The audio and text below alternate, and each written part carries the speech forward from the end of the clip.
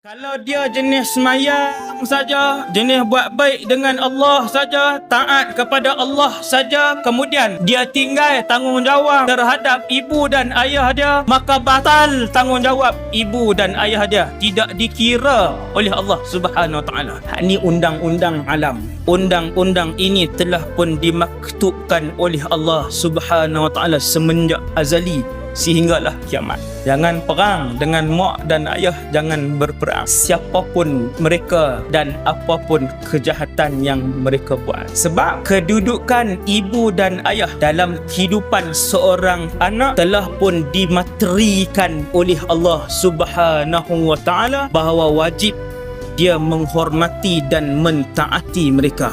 Habis, full stop.